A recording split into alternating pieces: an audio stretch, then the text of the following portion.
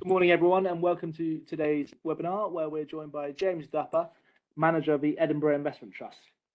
James is co-founder of Majidi Asset Management and was chairman and CEO there.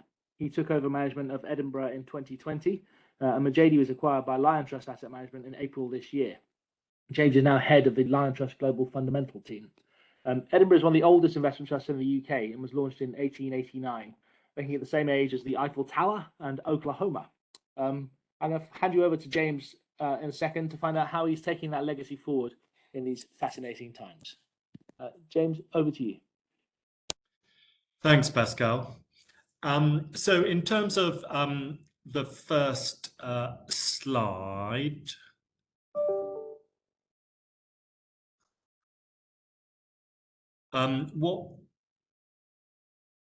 Marissa, can I ask you to drive with the slides? Would that be okay? So in terms of the first slide, thank you.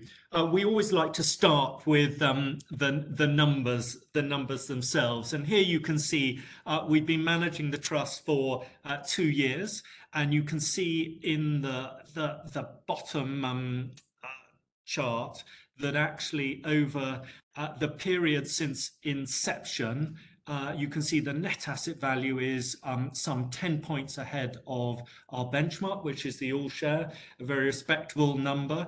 And over this most recent period, which we're looking at specifically, which is the 12 months, you can see that the numbers are 1% ahead of the index at 14%. And then the next point to note is obviously the share price moves around depending on the discount, and you can see over the specific 12 months, actually the discounts widened a smidgen, and therein, I think, hopefully at the end of this, you'll see as an opportunity. And I borrowed a phrase from our chairman's statement, which he's published today, talking about a very encouraging start to the 2-year tenure by the team. If we may, the next slide, please. So in terms of the objectives, we have a twin objective. Firstly, to beat the all-share index, where we've seen, as you know, a tick in the box. And then in terms of the other objective, which is to grow the dividend per share in excess of inflation. And there, over this most recent period, again, we're within the zone, I would say. In terms of how we do this, we look to calibrate a 40 to 50 stock portfolio, each carefully chosen after deep fundamental research by the team, and I'll talk a bit more about that as we go through the slides. And we have a little nuance in that we're able to invest up to 20% of the portfolio in non-UK stocks, which we're using to a degree at the moment. We have some 11% in stocks listed outside the UK. In terms of our style, I'd really emphasize that we have what I would describe as a total return approach. So here what we're looking to do is choose companies which are able through time to really improve their strategic and market position by investing in the capital fabric of the business. And that naturally leads to a good level of dividend flow. What I specifically and the team specifically want to avoid is companies for whom, if you like, the dividend has become a tithe, which is detracting from the ongoing enhancement of the fabric of the business. This is obviously done by a lot of bottom-up fundamental research by the team and myself. And what I'd really like to stress is that, ESG factors, so this idea that a company needs to calibrate its profits with reference to all stakeholders. What we call responsible capitalism is really integrated throughout this analysis. And importantly, in terms of constructing the portfolio, I and my co-manager Chris Field receive, decent challenge from the team, from obviously our board, comprising the non-executive directors, and also importantly from our independent risk function here at Lion Trust. Obviously, the aim is to outperform over rolling 3-year periods. We're 2 years into such a period, and the evidence so far is positive. Next slide, please. So the ledger for the 12 months, I've covered much of this. On the positives, you can see that the NAV outperformed the all share. Also strategically, which is, I think, very good for the medium term of this trust, we've refinanced the historic debentures, which you can see there were charged the coupon of 7.75% down to 2.42%. This is long duration finance, and obviously for investment trusts is a key positive attribute, and that is going to come through from September of this year as positives. So that's one thing. Then obviously the dividend, which is paid in quarterly increments, totaling 24.8 pence over the year to March 2022. And obviously, as I signaled earlier, over this 12 months, the discount has moved out a smidgen to, you can see there, a nose under 8%. And in a way, you know, I would see that as an opportunity sitting here now. Next slide, please. So in terms of the investment approach, as I say, it's a flexible, total return approach. By flexible, I mean we're not wedded, if you like, to growth or value. We basically play the, if you like, the valuation opportunity piano as we see it. In terms of an example, I thought maybe the most germane way of doing this is perhaps to illustrate it by using one of the largest active bets in the portfolio, and one which will resonate, no doubt, with listeners, and that is Tesco. So Tesco, on the face of it, you know, it's got multiple headwinds to face into. So, you know, there's the cost of living crisis, which is going to reach fever pitch in the autumn of this year. We've obviously got cost inflation coming through. But if you think about how Tesco is dealing with this, it is facing into it from a position of strength. Now, that strength is illustrated by the fact that over the last 23 months, it has notched up net switching gains against the totality of its competitors. It's evidenced by the fact that the Club Card initiatives and the Aldi price match has led to it entering this cost of living crisis with its value proposition much better than the last time, you know, this really occurred. And so it is able effectively to deal with this. And what I'd really emphasize, and this is one particular thing that we really focus on, is market structure. So if you think about how the market is changing in food retail, yes, you're seeing the discounters continue to open stores, but actually the returns they're making are relatively low.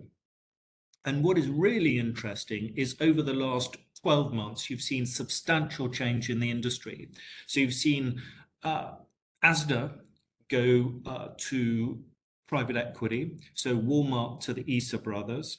You've seen Morrison's go to private equity. And why that matters is that Walmart in the old days would have had the firepower for a price war. The Issa brothers, with their debt levels, arguably do not.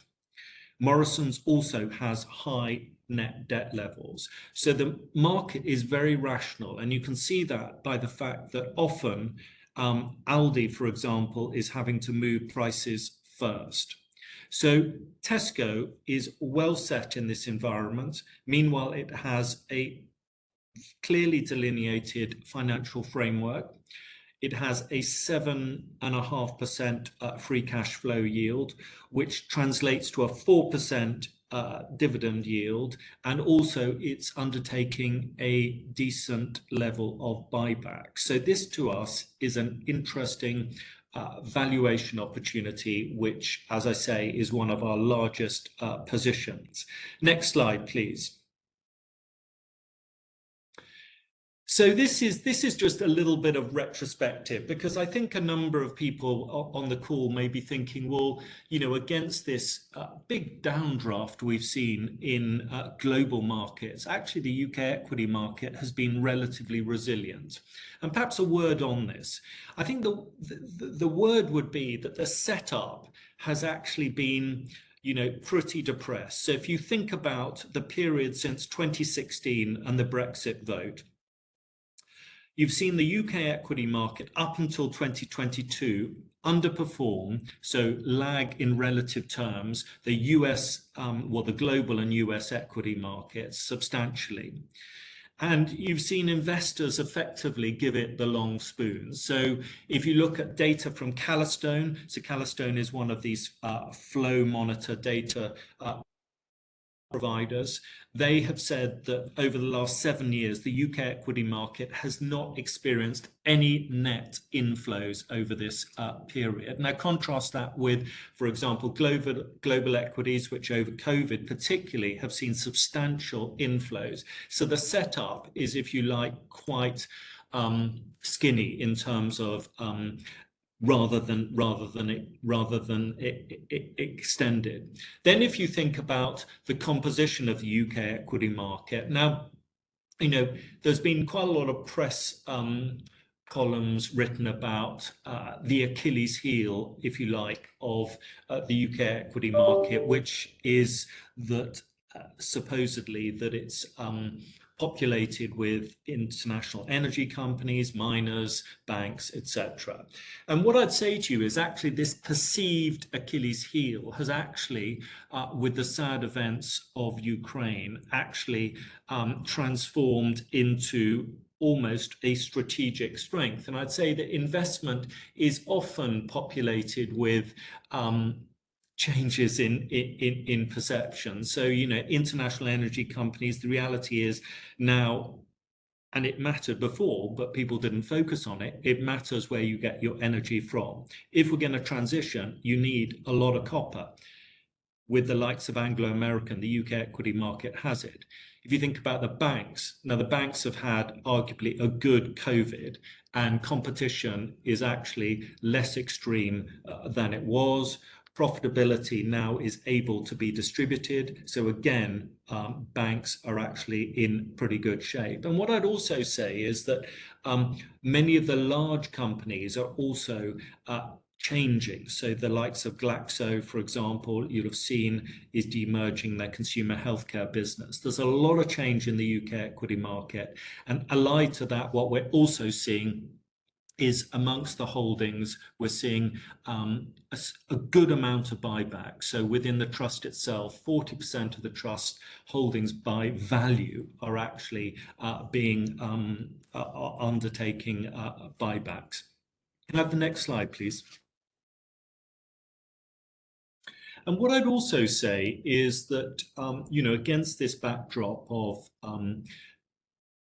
really pronounced inflation, and we put a chart there which shows, you know, how pronounced it is. Central banks are obviously, for the first time in a long while, really tightening. Now, this takes two forms. It obviously takes the form of raising rates. It also takes the form of shrinking their balance sheets. And this is a major regime change, which I think is going to impact liquidity. It's going to impact the type of stocks you want to have. And I would really say to you that actually you want to draw on managers that have the experience of managing money pre-2008. And the team at the Global Fundamental team at Liontrust have that in spades. And in questions, obviously delighted to elaborate on that as an issue. Next slide, please. This gives you a flavour of some of the transactions we've undertaken over the last calendar year to date. And if we sort of give a top level look at some of the sales, I'd say that events in, the tragic events in Ukraine, I think have brought to the fore the need for supply chain resilience. And I think it's also accelerated the regionalization and accelerated what was already evident in terms of deglobalization.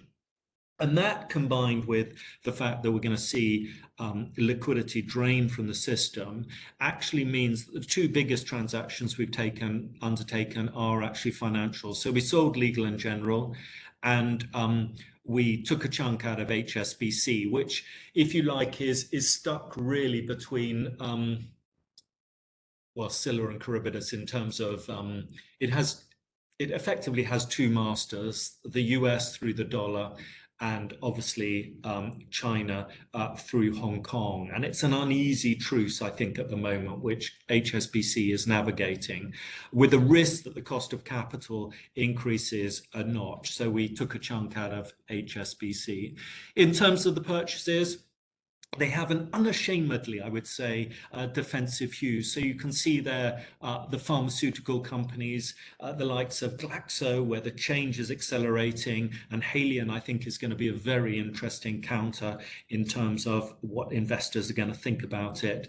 But I would say more broadly, because we bought both Glaxo and Novartis, I would say that pharmaceuticals have got massively derated, and yet against this backdrop, the classic pharmaceutical playbook is one of focusing back on their innovative medicines. So you can see that in terms of the disposals the likes of Novartis have made. You can see that in terms of the change that Glaxo's making. And actually, against this backdrop, where things are a bit more uncertain on the economic front, the type of revenue and resilient revenue that pharmaceutical offers, I do think, is going to be seen as increasingly attractive. So hence, we bought more defensive shares in the case of Glaxo, Novartis. And although it's one stage removed, Smith & Nephew obviously would fit into that bracket as well. Next slide, please.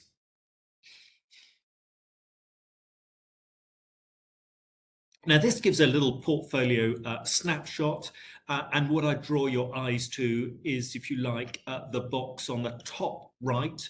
And what this shows is the scale of active positions. So when we have conviction on a company like BAE Systems or NatWest or Newmont, it's of that order of position that we take in the shares. I think the other thing I would focus on is, if you look at the bottom left box, you can see there the international slide, the international percentage. So this is the non-UK listed, so international shares, the likes of KPN, Newmont, Novartis, these types of shares, where we see specific opportunities to add value, and that is 11% against a maximum, if you like, of 20%.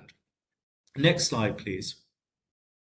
Here, what I've done is dissected the portfolio by themes, and what I'm really wanting to do is give listeners a visual that actually that the portfolio is calibrated with multi-themes, because at its most basic, obviously, what we're looking to do is endeavor to outperform in really pretty much all environments. And to stand a sporting chance of doing that, we do think that you need to have multi themes. So if you like, you can have a sort of relay in terms of how this works.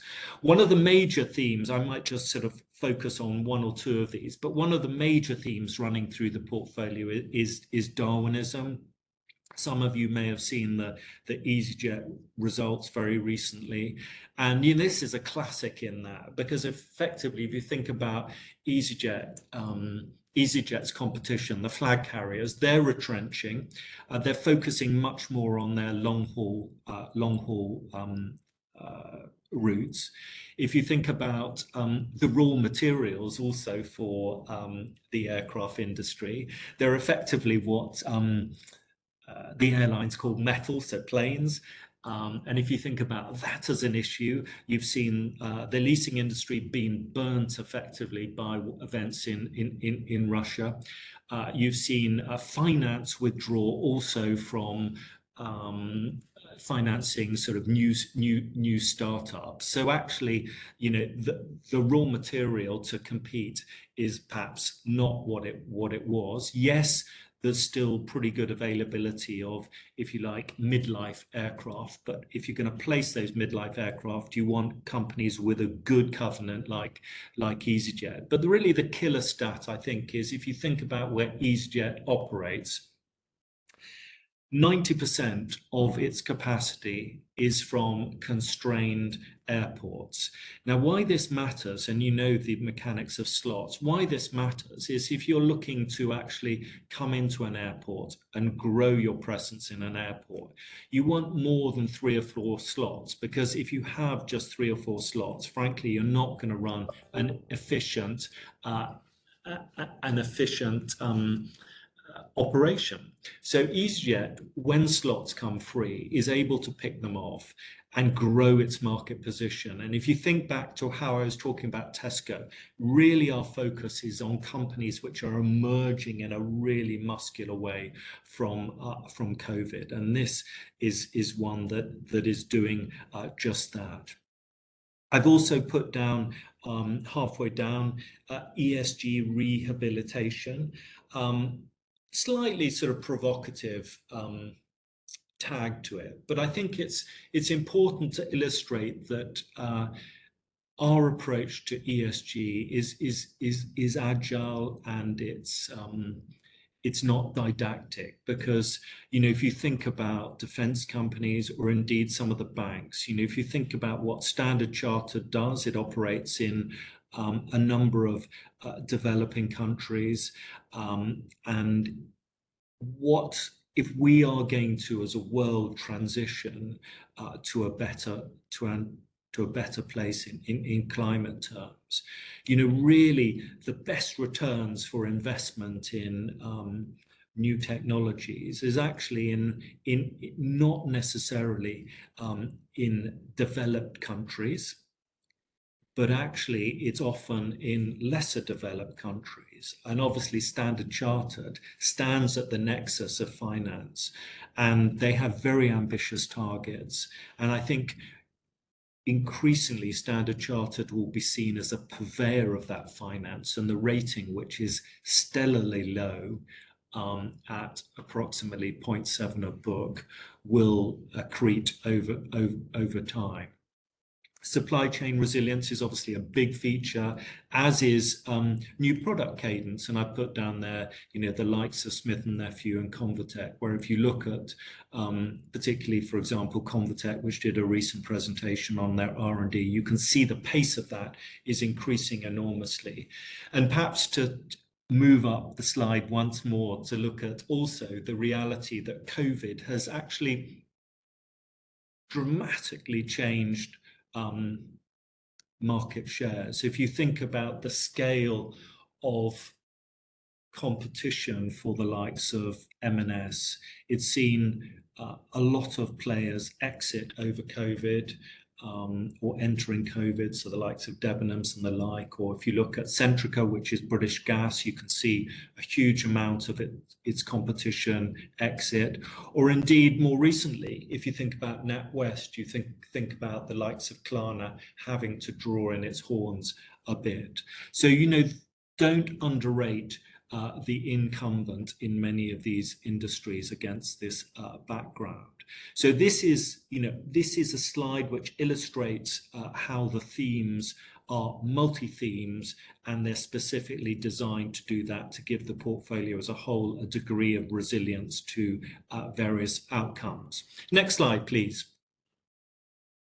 So this is a broad sort of summary slide before we segue into questions. What we're looking to do here is and have done over the last 2 years is produce a really active portfolio comprised of 40 to 50 stocks running like through like a sort of stick of rock. You can see we have a strong appreciation of ESG because it's crucial in terms of thinking about how we produce an outperforming portfolio. What we're looking to do through our total return approach is grow the underlying dividend over time. The ledger so far, again, to reiterate our chairman's statement, it has been an encouraging start, but obviously we're only 2 years into this exciting project. But I think what I'd also say is that it's very exciting to be managing this trust at this point for UK equities, because I would really, and I love questions on this, I'd really say that actually the UK equity market, the valuation is really unusually weighed by actually muscle memory. And actually we're in this early stage, I think, of a renaissance in terms of perception of how many of our UK companies or UK listed companies are actually perceived and valued. And I think this has been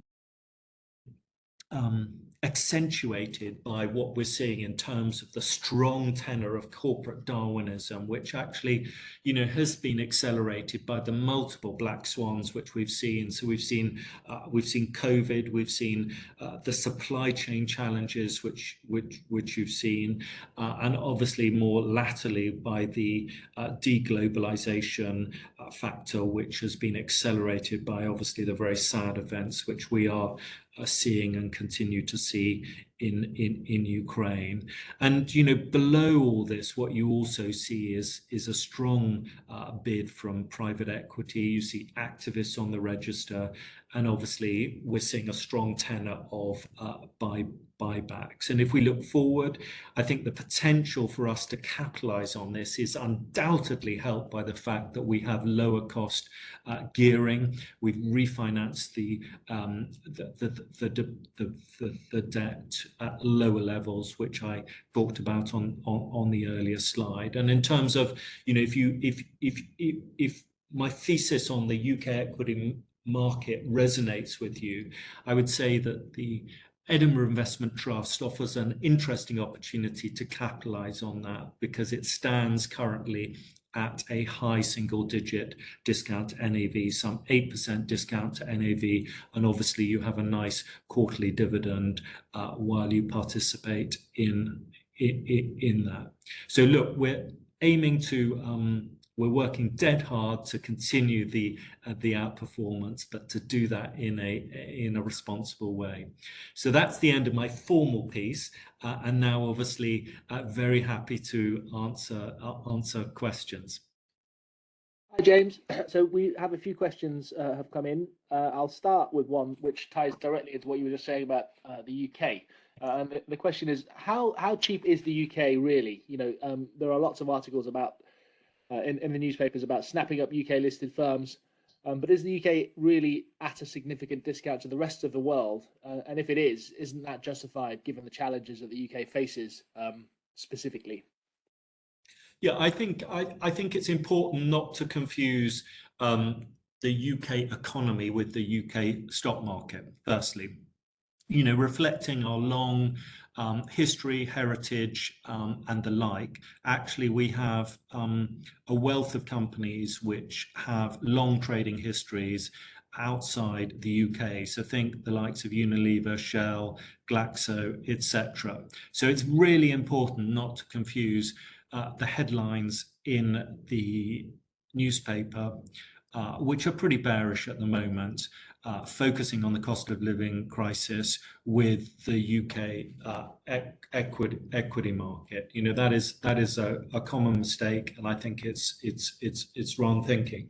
I would say, Pascal, it's quite difficult to give you a sort of a summary answer in terms of the overall valuation of the UK equity market, because there are numerous sectors, and what we like to do is look at the individual companies themselves, assess their prospects, their market position, look at the valuation, compare them to comparators. So I talked about Tesco. We'd be comparing that with Uphaugh, we'd be comparing that with Walmart, etc., to come with our view. And the reality is we've come to the view that that is cheap, absolutely, and internationally. And I could name numerous companies where that is the case. And to us, it's unsurprising, therefore, that in this big downdraft that we've seen, actually the UK equity market has been relatively resilient. Thank you. There's another one, the last one, sort of tied to the same issue, around news flow and kind of UK macro picture. Given the news flow around things like post-Brexit border controls, are you optimistic on the UK's political situation improving, or is it not as bad as it seems? And what are the companies you talk to saying about these things? Getting past what the newspapers are saying, what are you actually? Yeah, I mean, I think many corporates have found the political sort of snakes and ladders, difficult to navigate.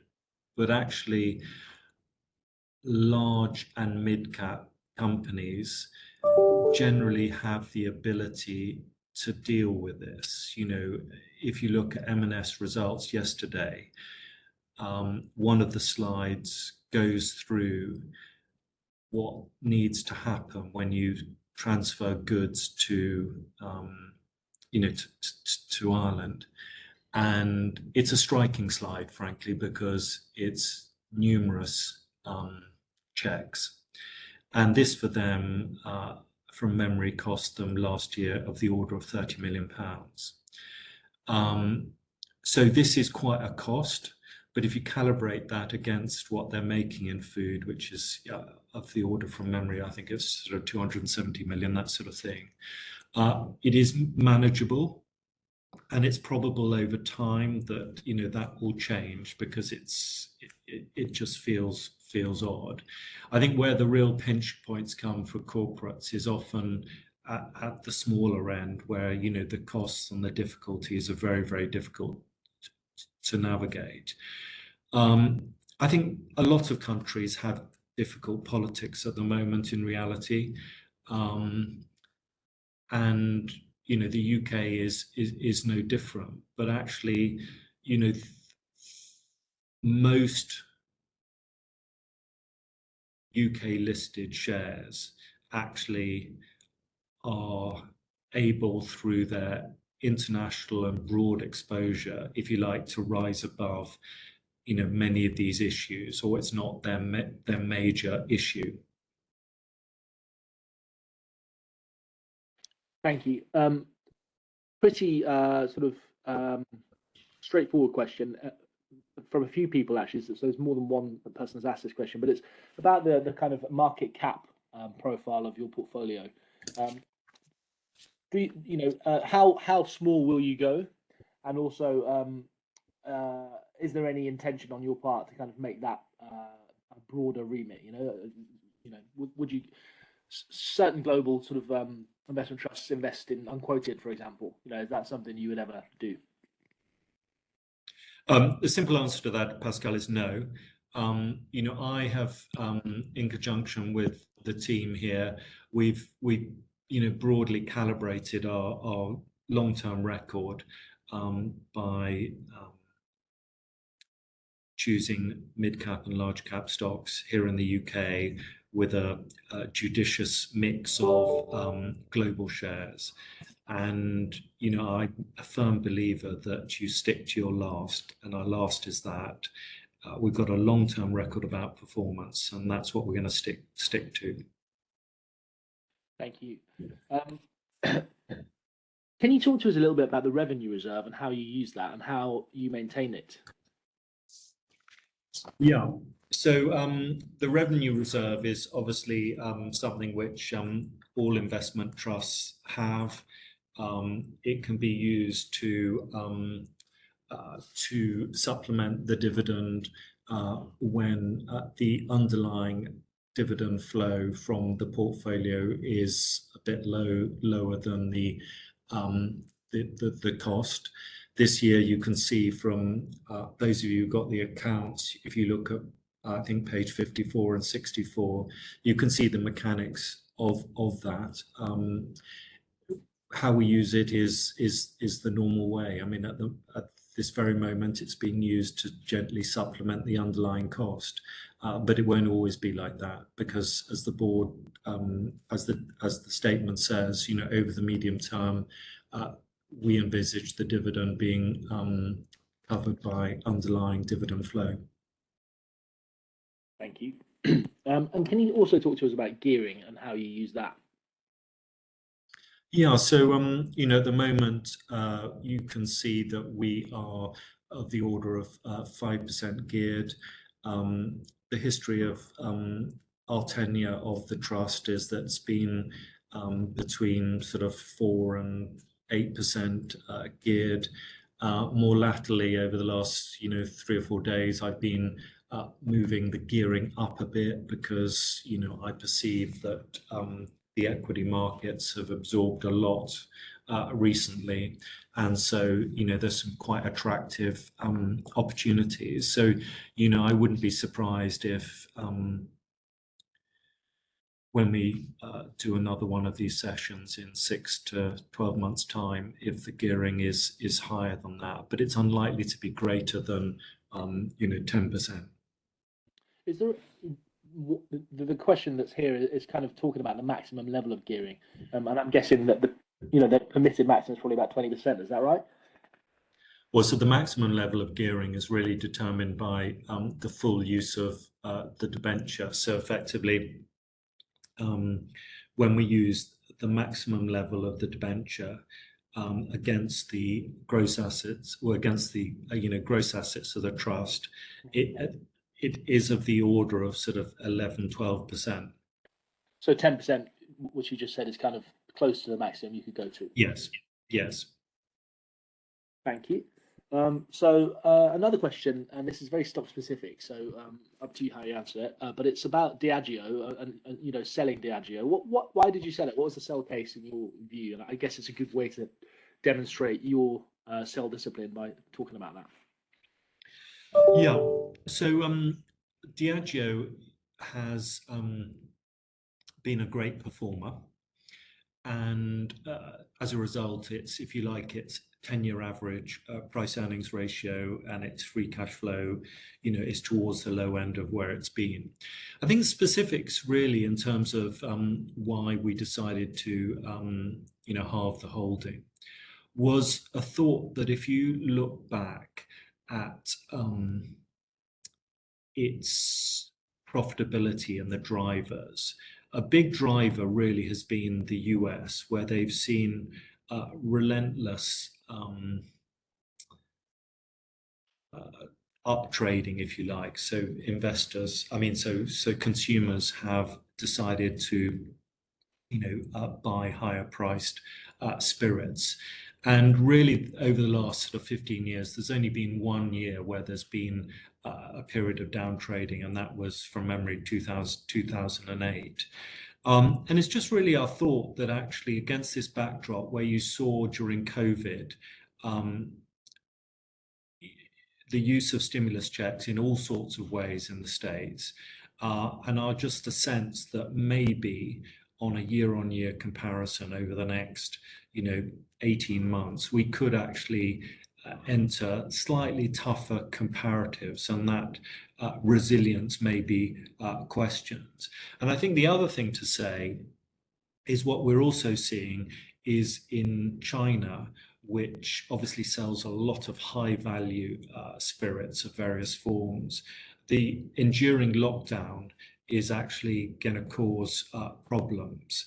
So, sorry, James, we lost a few seconds there. You said the other thing to say. Yeah, the other thing to say was essentially in China, where obviously we're seeing lockdowns in a whole host of cities. Obviously, out-of-home consumption will be dropping dramatically. This is very high margin stuff. So those two things, just the risk in the US, a bit of risk in China, and also the valuation just at the margin made us feel that the risk reward in what is a well-loved share was to the downside. Thank you. And I'm sorry, I think I lost you rather than the other way around. I think I got lost. Okay, so moving on. Just obviously, inflation is a huge topic at the moment on everyone's lips, and I'm sure a lot has been said about it. But the trust group, and also is the UK consumer as robust as the US consumer? And does the tightening labour market here, we saw a headline the other day saying it was tighter than it's been in 50 years, I think, support the case for strong consumption and consumer activity in the face of that inflation? Yeah, I missed one part of that, and I'm thinking that the question, Pascal, was essentially how is the trust positioned to deal with high inflation, and then moving on to is the UK consumer worse placed than the US consumer? Yeah, So that's right. in terms of those, effectively two questions. What we're obviously looking to do, and if we look back at that, or we thought back to that themes slide, for each of these companies, we're obviously thinking very carefully about the pricing power in that, because obviously what you're seeing is at least high single digit input costs coming through, and it's a question of how companies can put pricing through on that. And if you look at the more consumer-facing businesses, Tesco, we think, is doing it. Whitbread, you can see that in their price file. They are doing that in Premier Inn. You can see that in, for example, Greggs. But the key point is, and if you illustrate it perhaps through Greggs or Premier Inn, we've got to, the companies have to do it in a way that actually the value proposition for consumers is still a good one, which basically boils down to is what's their competitive position. And if you think about Greggs, yes, they're raising the price, but actually they're raising the price by less than the competition.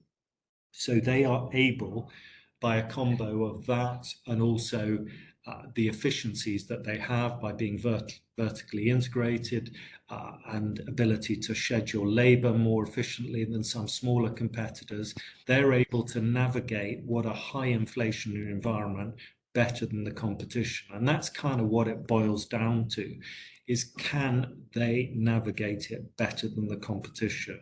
And that's what obviously we're looking to do. So the next question is, is the UK consumer worse placed than the US consumer? I'd say both labour markets are pretty strong.